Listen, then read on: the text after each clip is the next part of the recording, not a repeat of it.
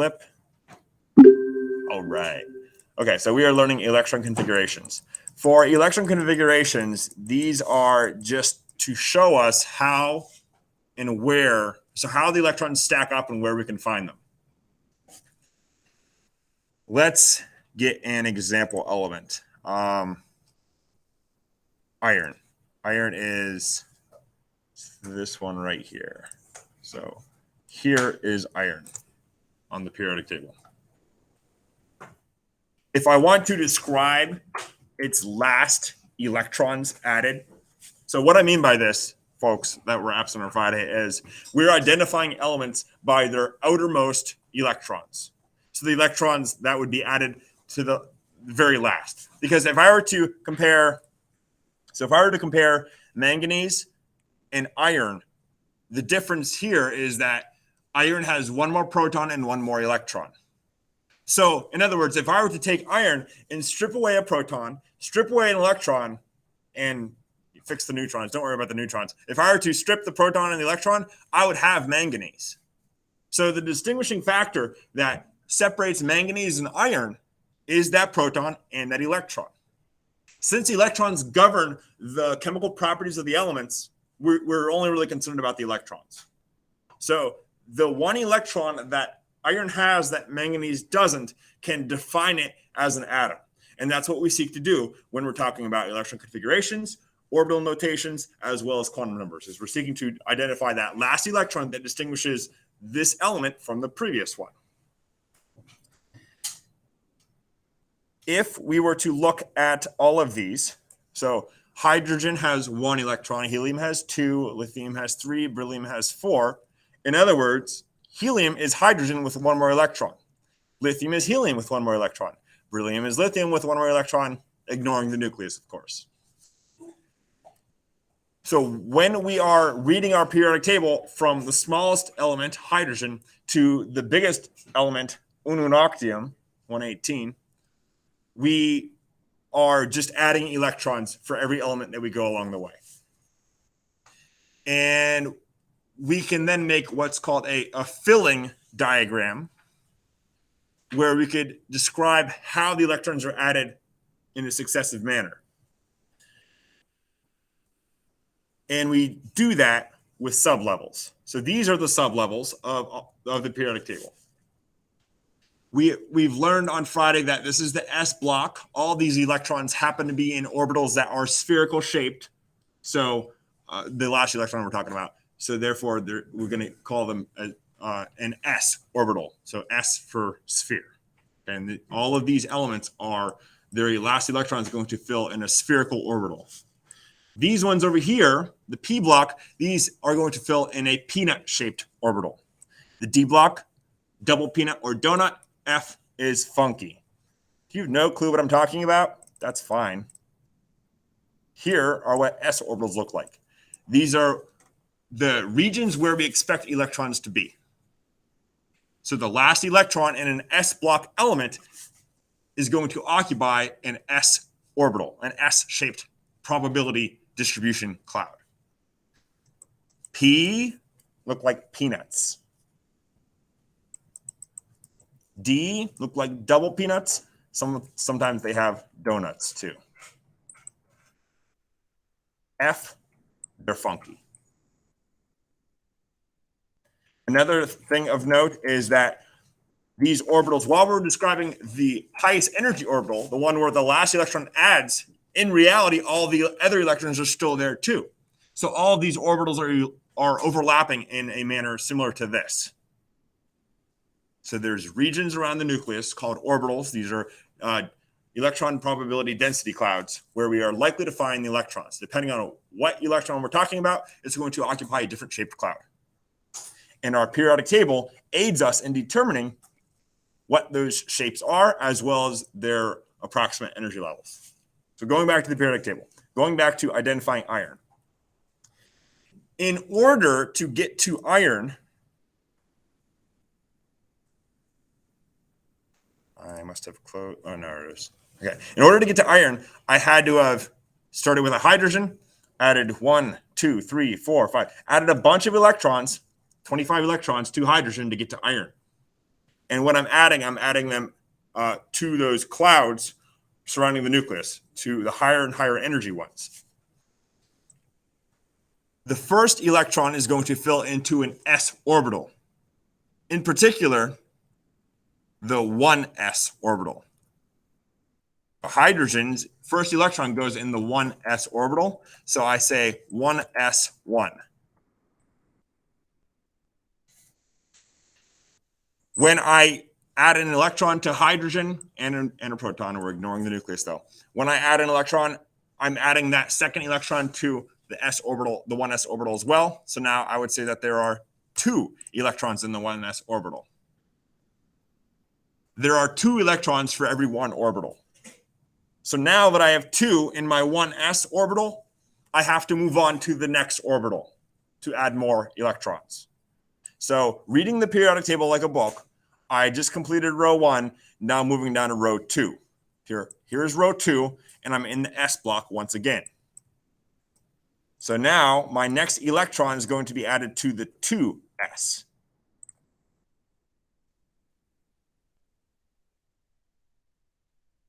So the third electron added, identifying it as lithium, is added to the 2s sublevel with a filled 1s sublevel. So I'm denoting the energy level, the first quantum number, n, and then I'm explicitly writing what block I'm in. I'm not coding it anymore. That's for quantum numbers only. For electron configurations, I don't have to code it. So I'm in the first energy level in the s sublevel, and I have 2 electrons in the 1s. 2 per orbital. So therefore, I have to move on to the next higher energy orbital, the 2s. So for the quantum numbers, we were doing those sets of 4 numbers, those addresses.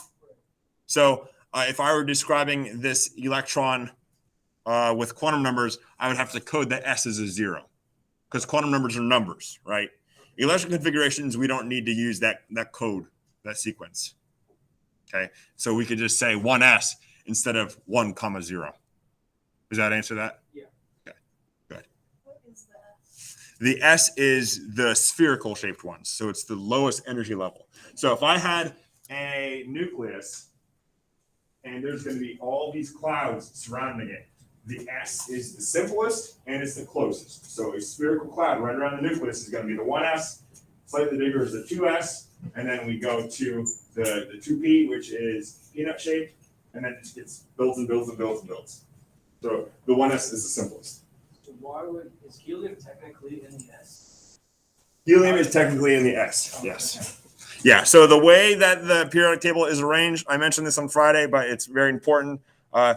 Helium is technically goes in this little notch right here. And the reason why they put helium over here is because its reactivity is more similar to neon, argon, krypton, so on and so forth. And when it comes down to it, that's how the periodic table is arranged, and it's based on reactivity and properties, not the electron configurations. Electron configurations will match those reactivities with a few exceptions, this being one of them.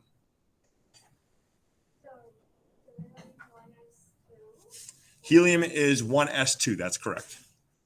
So the little, like the superscript is the... How many electrons you have in that orbital. Okay. Yep. Can you move on to another orbital if the previous one is full? I'm going to preliminarily say no, but we will get to a point where we are filling in exceptions in which, Okay. yes, Okay. yeah. So if I'm writing lithium, would I have to say 1s2 and then 2s2, or can I just say 2s2? So we're building it up. So let's just go there. So we did 1s, 1s1, that was hydrogen, 1s2, which is helium. Lithium is 1s2, 2s1, and then beryllium, I'm filling it. So now I am 1s2, 2s2. The whole thing, not just the 2s2. Right. So it's the whole thing built up. So once we get to these larger atoms, we have a whole string of these 1s2, 2s2, blah, blah, blah. Okay. So we're building up. So now 1s2, 2s2, this is the electron configuration for beryllium. If I had 1s2, 2s1, it'd be electron configuration for lithium. If I just had 1s1, it would be hydrogen. If I had 1s2, then it would be helium over there. Okay, so it's building up, and you're reading the periodic table from top to bottom, left to right, like you would a book. So now we have beryllium. If I want to go on to the next electron, so I'm going over here. I'm still in the same row. I'm going to write it for boron now. The 2s is filled up. So I have to move on to whatever sublevel this is. I filled the 1s. I filled the 2s. This is the second energy level, and we're in the p block now. So this is going to be 2p1.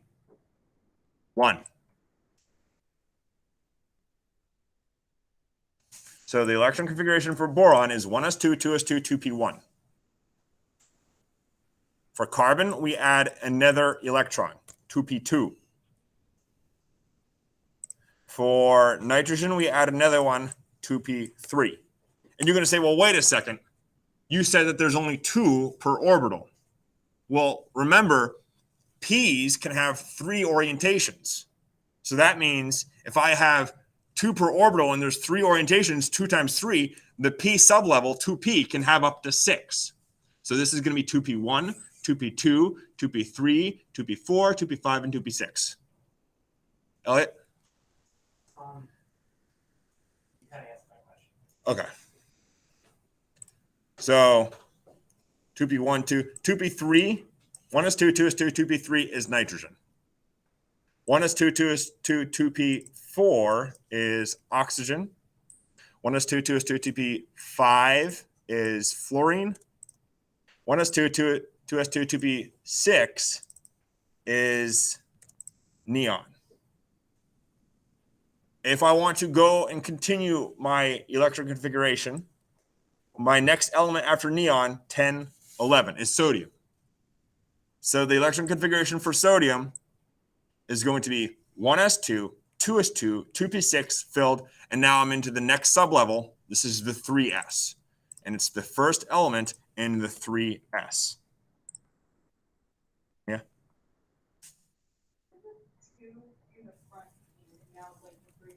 This is the energy level.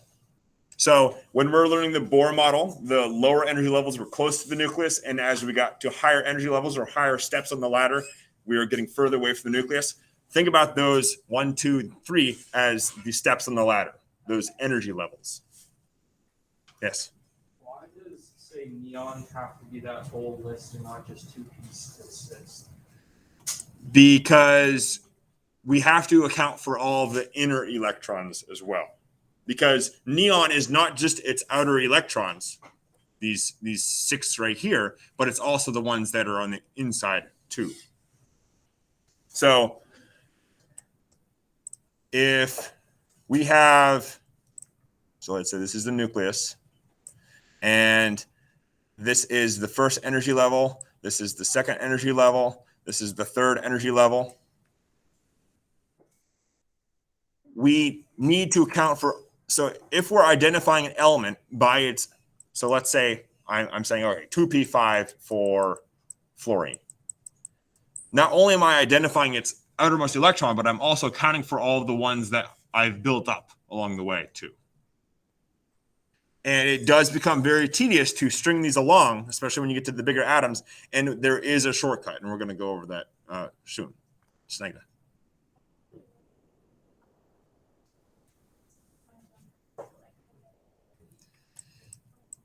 Because what we'll find is when we're talking about reactivities, we are most concerned with a column of them.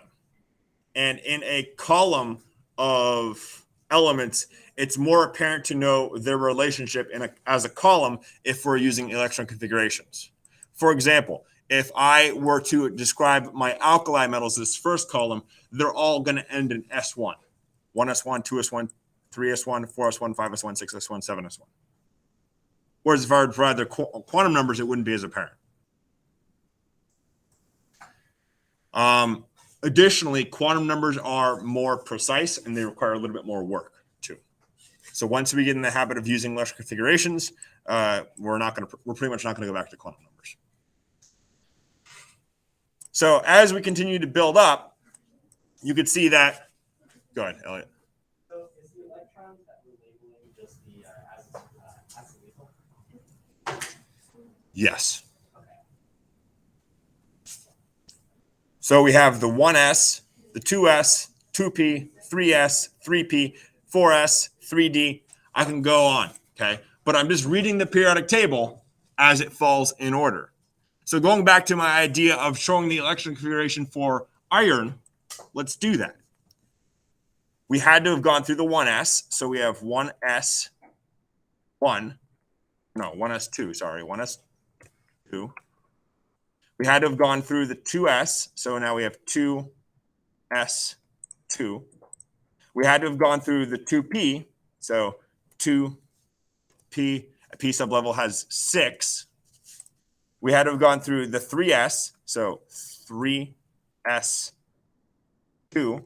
We had to have gone through the 3p, so 3p6. We had to have gone through the 4s, 4s2, and now we're in the 3d. So 3d, and I am the 1, 2, 3, 4, 5, 6 electron over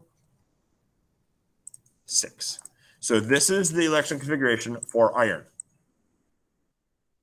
1s2, 2s2, 2p6, 3s2, 3p6, 4s2, 3d6. Yes. This might sound dumb, but like, what is the point of this, or where is this used? This is used. So we're about to move on and simplify it by saying this column of the periodic table, they all react the same. This is substantiating that. Okay. So this is kind of like this is the under the hood of how the periodic table is arranged. Yep. Is like the 2s and the 6s, is that like all based off like the number of electrons you have? Yep. Okay. Yep. So at the most basic level, I'm taking this periodic table and I'm saying, okay, which level comes first? Well, it's the 1s. Which one comes next? The 2s. Which one comes next? The 2p, because I'm going right across the row. Which one is next? 3s, 3p, 4s, 3d, 4p, 5s, 4d, 5p. I'm just going in order. And that's what this is. 1s, 2s, 2p, 3s, 3p, 4s, 3d. The exponents correspond to the amount of electrons at each level. And to do that, you just say, okay, well, what's it going to take to fill an S sublevel? Well, it's 2 elements wide, so 2 electrons. What's it going to take to fill a P sublevel? Well, it's 6 elements wide, so 6 electrons. S's have 2 to fill, P's have 6, and then we're in our first D sublevel. D takes 1, 2, 3, 4, 5, 6, 7, 8, 9, 10. D takes 10, and F takes 14. Elliot? So, actually, why don't we just do what's the reason behind not just doing the 3d6? Because it substantiates all the other electrons that are in shells or levels below. I like to think about an atom as an onion, right? So an onion, if you ever got an onion, it's going to have the layers. You could peel off the outer layer, and then there's another layer. You peel off the next layer, there's another layer down, okay? The electrons on the outer layer, while they're the most relevant to someone looking at that onion, they wouldn't be there without all the inner ones as well. So to show all of the electrons, that's why we show all the all of the levels. Yeah. So the subscript is the number of So let's clarify real quick. I want to interject. Subscript is at the bottom right. So these are superscripts. So super is above, sub is below. So go on. The superscript means the amount of electrons that's at the 1s level, like really bad. Yep. Okay. I know, guys. It's yes. Can I do an example in the F block? Yeah, the F block. Let's do. We do uranium just for because we were doing that one before, so we can compare it to the. So you can have your answer for your homework. Yeah. Well, no. No. Well, that too. But Well, no. Yeah. See how it goes. See how it goes with the quantum number. Here's uranium. So to get to uranium, I need to go through the 1s, 1, or the 1s, the 2s, the 2p, the 3s, the 3p, 4s, 3d, 4p. So I'm going to go ahead and get started. 1s2, 2s2, 2p6, 3, whoops, 3. By the way, if you're, I would highly suggest handwriting these and not typing because of the exponent part of it. 3s2. So I have the 1s, 2s. Let me move this up and then I'll move it down. How about that? So I have the 1s, the 2s, the 2p, the 3s. That's where I'm at right now. Now I have the 3p. That's going to have 6. Next one is the 4s. That's going to have 2. Next, I have the 3d. That's going to have 10. Then I have the 4p. And I have 6 in that one because it's a P. P's have 6s, S's have 2, D's have 10. So after the 4p, I'm to the 5s. And this is going to be 2. Then I have 4d. This is going to be 10. Then I have 5p. This is going to be 6. 6s is next. And this is 2. 5d. This is 10. 6p.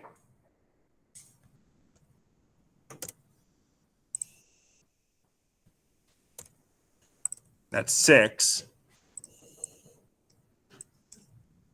7s is next. Oh, you know what? I skipped something. So right here, between the 6s and the 5d, I need to jump down here. Because remember, this is inserted right here. So it's going to be 6s2. And before the 5d10, I have to do 4f14. So 4f14. After the 4f comes the 5d, which I have, 10. Then I have the 6p, 6. After that is the 7s. I missed my 7 there. 7s.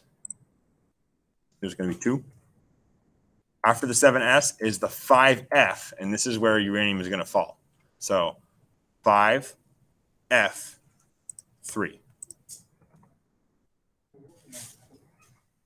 So that is the electron configuration for uranium. I don't think so either. And look at this. If I add up all these numbers, what should that add up to? Whatever atomic number uranium is. 92. I sure hope it does. 2, 4, 10, 12, 18, 20, 36, 38, 48, 54, 56, 70, 80, 8, 89, 90, 91. Oh, what? Well, that can't be. I added them wrong, right? 4, 10, 30. Oh, you know what? I didn't add them wrong. This is the correct. So I know I didn't add up. And it's an exception that I haven't told you yet. Remember how we were saying, oh, this goes right here before the 5D. Well, if we observe a little bit more closely. What?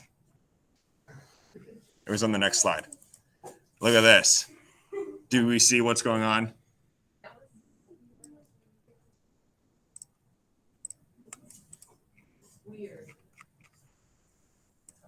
So I went 7s2 5f3. 7s2. What's this? 6d1 5f3, and that's that one missing electron that I had.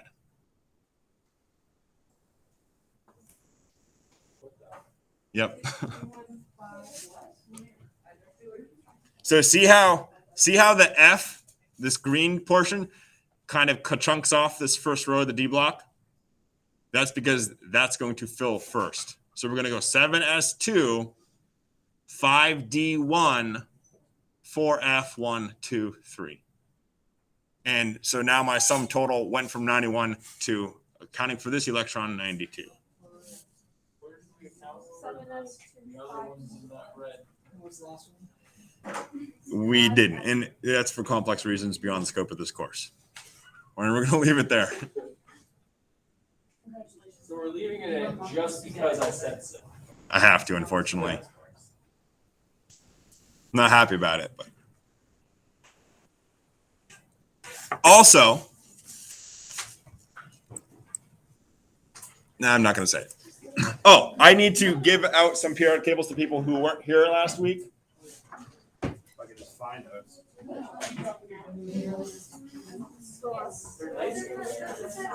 Who didn't get one of these last week?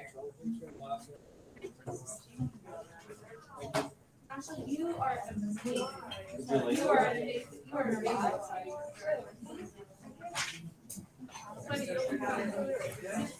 All right. He gave us a sticker. No. Yeah, just later though. Okay. So, next thing I want to tell you, and it's to save you a lot of time, there exists something called a noble gas shortcut. These are your noble gases right here.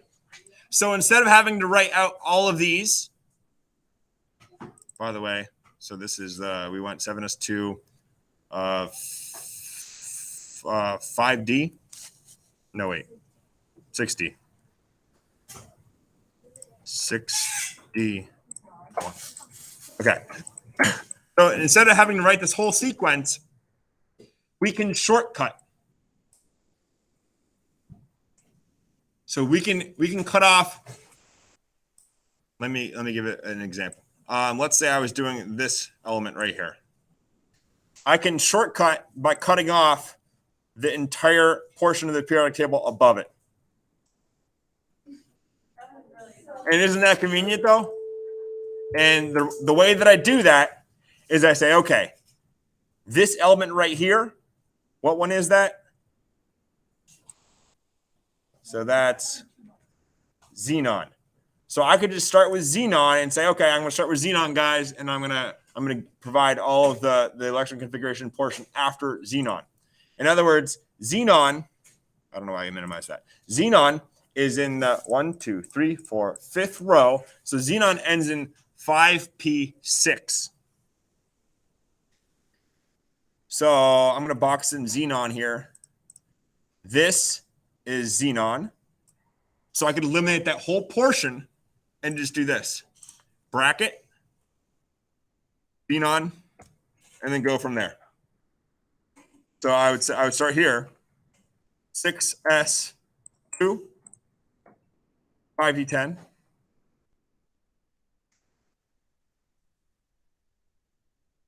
And then, oh wait, no, this box moved on me. Not 5d10. 5d, 1, 2, 3, 4, 5, 6, 7, 8. 5d8. And that is the electron configuration for that element right here. So this is that. Xenon 6s2, 5d8.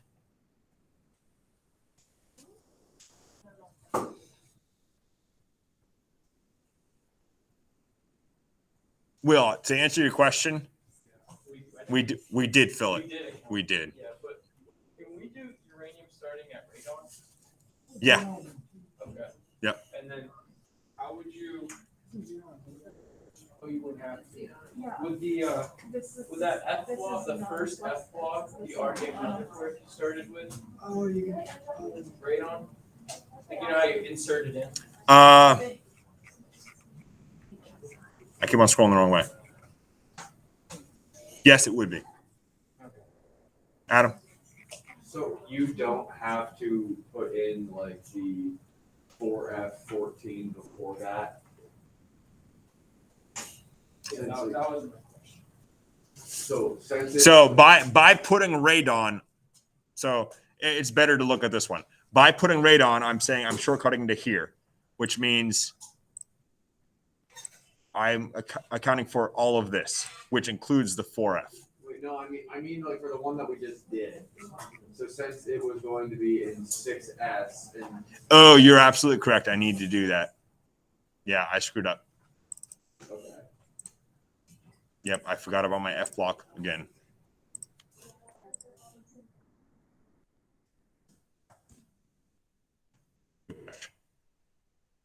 So to check my work, I ought to be able to say, okay, xenon's atomic number is 54, 54, 55, 56, 78. So this is that 78? Yeah, it is. And so that checks out. If it wasn't, then I forgot something, in which you may have done it, and that's how you figured out that I forgot the 4F.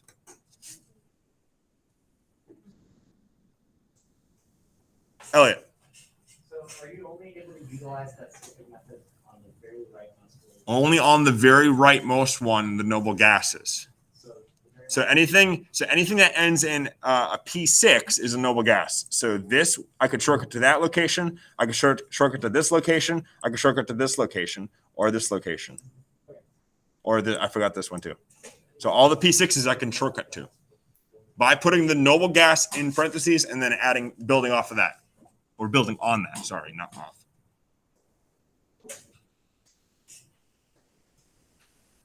Is it becoming slowly clearer, I hope? Okay.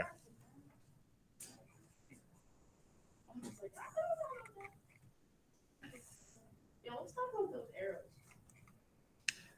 Next we have orbital diagrams.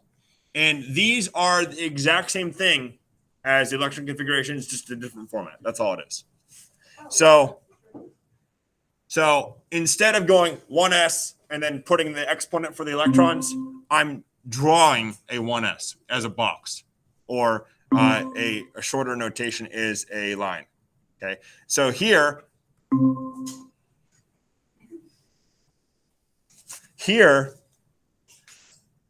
what was I talking about? Oh, okay. Oh, yes. So for hydrogen, the electron configuration is 1s1, right? Well, this is 1s, the sublevel, with an electron. We're symbolizing electrons with arrows. See how that is an up-facing arrow? That is an electron that is spinning upwards with a positive 1/2 spin. 1s2, there's the 1s with 2 arrows. One spinning up, one spinning down, because one can spin up and the other one can spin down. Otherwise, they'll repel. So we need a positive 1/2 spin and a negative 1/2 spin. The arrows don't signify magnitude of spin, but we know that the only two options are positive 1/2 and negative 1/2. And so what the orbital diagram tells us is it shows us how these electrons are pairing up in their orbitals. So 1s1, 2s2. So here's, 1s1, 1s2. Here's a 1s2 and a 2s1. Like that. And you can see how it builds up in the same fashion as the electron configurations. So here, 1s2, 2s2, 1s2, 2s2, and then these are all part of the P sublevel. So this is the 2p, 2px2, 2py2, and 2pz2. Those x, y, and z are my oriented P's. To refresh you as to what I'm talking about with that, remember how I can have different orientations of these orbitals along the z, x, and y axes? This holds 2, this holds 2, and this holds 2 to make a whole 2p6. So every box is signifying one of these guys. So this is one box. This is another box. This is another box. This all constitute the 2p sublevel. So when I'm talking about these down here, so this is the 2px, the 2py, and the 2pz. 2px, 2py, and 2pz. And now we need to next learn about how these fill and the order in which they fill, which is going to match what we've already learned with quantum numbers. So we have 3 rules that govern how orbitals fill. Now, we've already been using these rules, so they're not an extension, they're just an explanation. The first one is the Aufbau principle. Aufbau comes from German aufbauen, which means to build. So the building principle in English, okay, the building principle, this means electrons occupy the lowest energy orbital available. That's very simply the order that we've already established. I told you, we're reading it like a book. We're starting with the lower one, the 1s2, 2s2, 2p6, so on and so forth, and we're getting to the higher ones. That's following the Aufbau principle. We're building up to those higher levels. Okay, 1s2 being the lowest, 2s2 being the next one, 2p6 being the next one. So we're building up. You can think about it as like those layers of the onion. Okay, to have those outer layers, you need to have all the under layers as well. So we can't add to these outer layers. I can't add an electron to the 5f until I've added it to the 1s, the 2s, the 2p, the 3s, so on and so forth. I have to build up. Okay, that's all that principle is saying. The Aufbau principle, the building principle. The next one is the Pauli exclusion principle. This says that there's a maximum of 2 electrons and they can occupy a single atomic orbital, but only if they have opposite spins.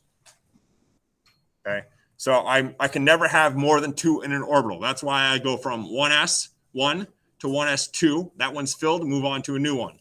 1s2, 2s1. 1s2, 2s2. That one's filled, move on to another one. 1s2, 2s2, 2p1. Okay, and the next rule, you would say, oh, well, how come we didn't fill this one before we moved on to this one? That's the next rule. The next rule is Hund's rule. Hund's rule says that single electrons with the same spin must occupy each equal energy orbital before additional electrons with opposite spins can occupy the same orbital. So here is a 2p sublevel. 2p, just a reminder, in the 2p, we have 3 orbitals. 1, 2, 3. We must have an electron in this one, and this one before any of them start to double up. And to think about that, it's very simple. Electrons repel one another. So they're not going to cluster together until they have to. Okay? It's just like if I'm making a seating chart, let's say I hypothetically have a class with 8 kids, which does happen at Fairview, small classes. Would I put all those 8 kids at 2 tables, or would I spread them out first, especially with COVID? I'd spread them out the best I could first. Well, electrons are the same way. They're not going to start pairing up until they have already been adequately spread out to their maximum extent within the same sublevel. So if I look at electrons here, they're going to add to each one in the 2p first before starting to double up. And when they do double up, the spins have to be in opposite directions. One up, one down. But I have my arrow tool. One up, one down. One up, one down. So they're all going to add in the same spin direction first, and then they'll start doubling up. I hope this is making sense. Okay, so the Hund's rule. Each one, so these are steps. 1, 2, 3, 4, 5, 6. That's how a p orbital would fill. And then a d orbital, it's just going to have, or d sublevel is going to have 5 orbitals instead of 3. Each one of the 5 is going to get 1 before any of them get 2. And an F, each one of the 7 is going to get 1 electron before any of them get 2. That's Hund's rule. It's the same exact shortcut. Put that noble gas in brackets and then, yep. And also, when we are doing orbital diagrams, you don't need to put the boxes. You may, where's my line tool?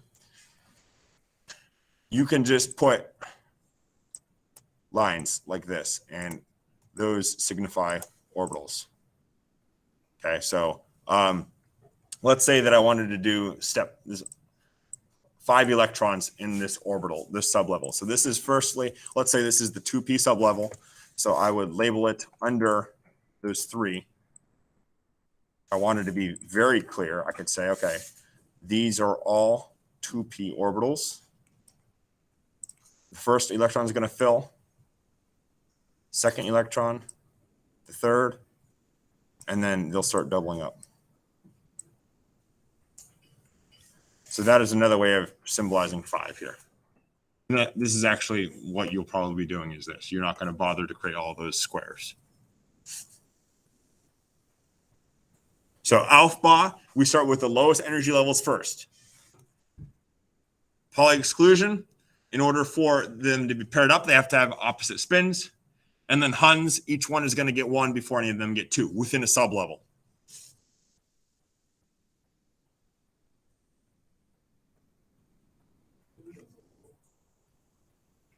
Yep.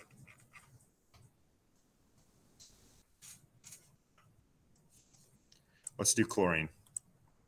So it's asking for electron configuration. I'm going to also do the orbital diagram. I'm going to do both. Chlorine is atomic number 17. So to get to it, I need to do 1s2, 2s2, 2p6, 3s2, 3p5.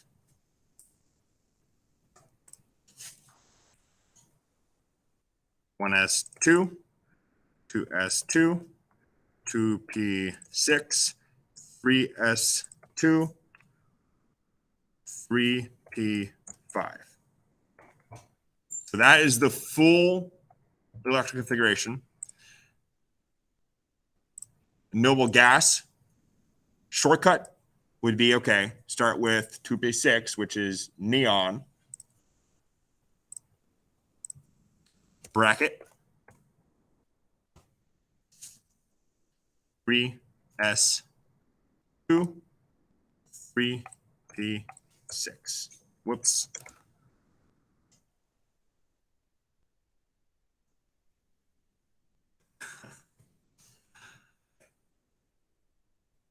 There we go. 5. It's a lot easier to use the stylus, guys. Trust me on that. So these are the same thing. One's the noble gas format. One's the normal extended format. These both represent chlorine. To do the orbital diagrams, here's my 1s. Okay, there we go. 1s. 2s. 2p6 is, I have 1, 2, 3 orbitals in a p sublevel. 3s2. And this is my 3p. So 3 orbitals in a p sublevel. So now I'm going to label these 1s, 2s, 2p, 3s, 3p.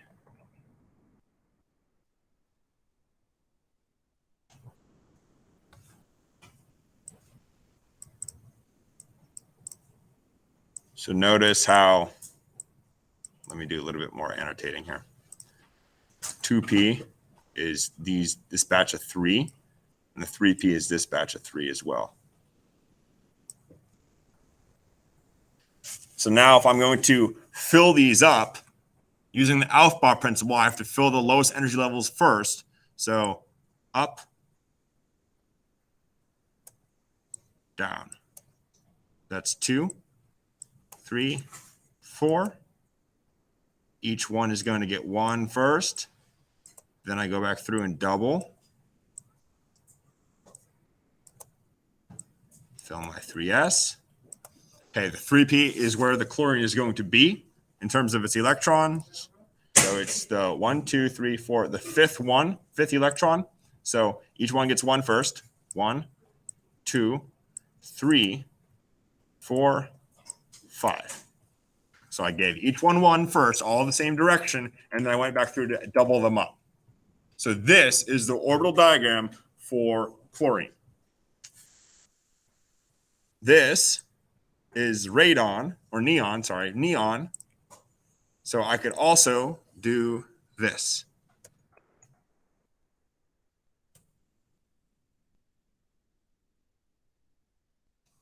And then I could just copy and paste this, but I don't have that tool in here.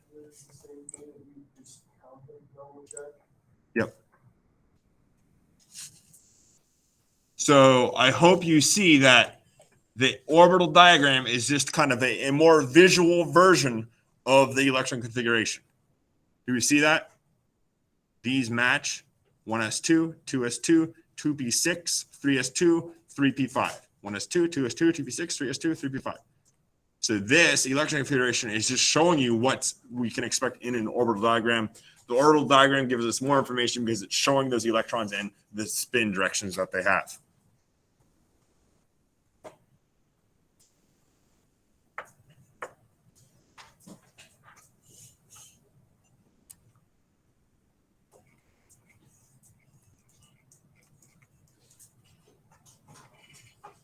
Okay, I want to go over my exceptions and then let you loose on your assignment. We're not getting into 6162 today, which is fine. Okay, so these are exceptions to using the Aufbau diagram. Remember, Aufbau diagram is building up. Okay, there are exceptions. And the exceptions are this. A half full level is the next stable thing to a full level. Okay, so in other words,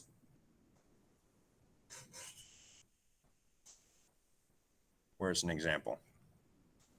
In terms of stability, a full level is going to be the most stable. So this is the most stable for a P sublevel because it has all 60 electrons filled up. The second most stable is this. Okay, most stable, second most stable. Why? Because these are all spread out. There's no clustering. This minimizes repulsion between the electrons.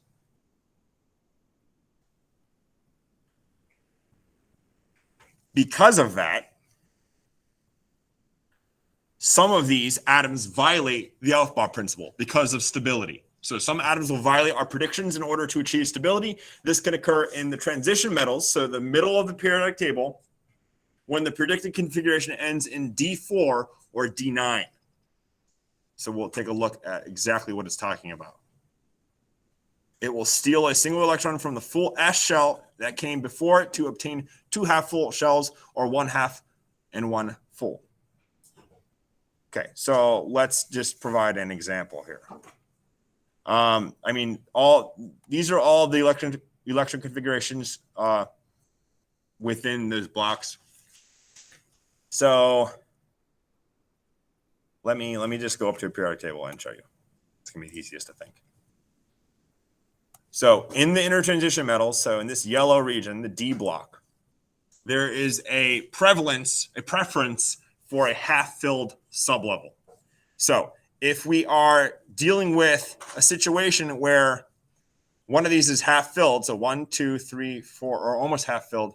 So if we are dealing with these elements here or these elements here, that's where the exceptions start to fall into place. Here, I'll show you. Let's do chromium first. Get that out of the way. I'm going to shortcut, start with argon. Started here with argon. Now I'm down to the 1, 2, 3, the 4s. It's filled 2. And then so 4s, and then this is going to be the 3d. So 4s, 3d, and then I have 1, 2, 3, 4. Chromium is the fourth one. So the Aufbau principle suggests to us that this is the electron configuration for chromium. Argon 4s2, 3d4. If I added up all the electrons, argon is 18, 19, 20 plus 4, 24, 24. Good. Okay. That would be completely correct according to the Aufbau principle. But as the exceptions state, this, because it is right near halfway, okay? It is right near halfway. Let me show you the orbital diagram too.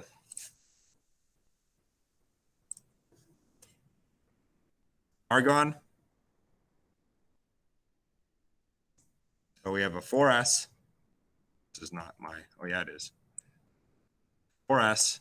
And then a D sublevel is going to have 5 orbitals. 1, 2, 3, 4, 5. I did my best to make those all the same. They're not, but that's okay. I'm sorry. Please forgive me. So this is the 4s. This is the 3d, this whole batch. I'll batch them in just to make it very apparent. These are the 3d. Okay. So if I'm filling these, fill the 4s first according to the Aufbau principle. So 4s is filled, and now I need 4 in the 3d. So the Hund's rule states that I'm going to fill each one with 1 before any of them get 2. So I only need 4. So 1, 2, 3, 4. And here's where my exception comes into play. My exception says that a D sublevel, this is a D sublevel, 3D, it has a preference to be half filled. So it's just 1 electron away from being half filled. So what does it do? It says, hey, give me that. Look, I'm more stable. And that's what it does. So in reality, this is our expectation for us 2, 3D4. But in reality, what we end up with is 4s 1, 3d 5. And I'm going to flip this over. Elliot, then Adam. How do you know how many like squares per pairs you have?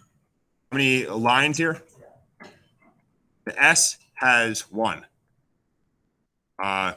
It's just the number of elements in that row divided by 2.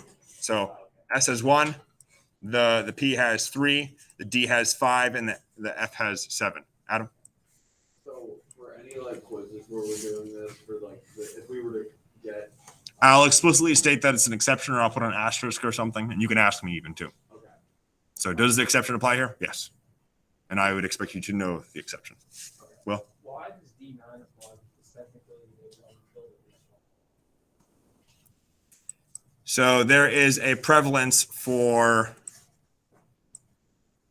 completely filled like this instead of that. So this is undesirable because it's only 1 away from filling. So it will pull from the S and fill it up. So in other words, it would rather complete this whole sublevel and damage this one rather than have the 3D. The 3D it's kind of important compared to the 4S, if that makes sense. That's only for D. The Ds do this. so that's only gonna be like if it could either be completely or half. So the ones I've highlighted, the ones that I've used the highlight tool on. So these are all the ones that would be almost halfway. So these would all end in D4. They're 1 away from being half filled. So these are all D4. They would happen with these ones I would find exceptions with. And these ones are 1 away from being completely filled. I find exceptions in here as well. What about F6 or F? To be honest, I'm not sure. I'm not sure that those exceptions exist. It would make sense though. So, but I'm not prepared to answer that question right now. Let's see if I wrote anything in my notes here. No, I didn't. So as far as I can tell from my notes here, it only happens in the D, not the F. All right, I want you guys to get some practice in. So yeah, you only got 4 minutes though. So please start working on a couple of these on your homework assignment. What do you want to do for dot structure? Skip dot structure. We'll get back to it. Dot structure is the piece of cake compared to this stuff. Nothing to worry about. So is our quiz getting moved since we didn't finish everything? We did finish everything. We did? Yeah. So is this the 6.1 and 6.2 section gonna be? Oh, okay. I see what you mean. I will just not include 6.1.6.2. So our quiz will be on electrical configurations and quantum numbers tomorrow. What we did today and Friday. I don't think quantum numbers. Okay. I have the lesson recorded for Friday, and I could send it to all y'all. Is that me too? Yes. Yeah.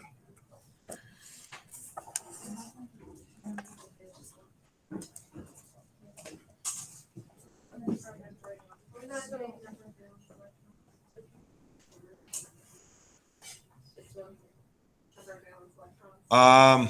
No. We'll get back to it. So I'm not gonna be here tomorrow. So I sent you a password tutorial so we can. You're not going to be here tomorrow? Yeah. Okay. At a doctor's. Okay. So we can kind of like figure out what I need to do because I would be able to come in on Wednesday morning to make up anything that I need to. You already took your test, right? Yeah. Okay. So you just want to take your quiz I could take my quiz on Wednesday morning? in like second period or first period. Okay. Whatever is better for you. Okay. Does that work? Autumn, you can use a shortcut. We're gonna use the. Yes. Feel free to use the shortcut. If you know how to use the shortcut, use the shortcut. Is there ever gonna be a situation where we can't use the shortcut? I'm not going to give you one. I could see a situation is if you took AP Chem and you took the AP test, there might be a situation where you There's never gonna come in here. right. All right.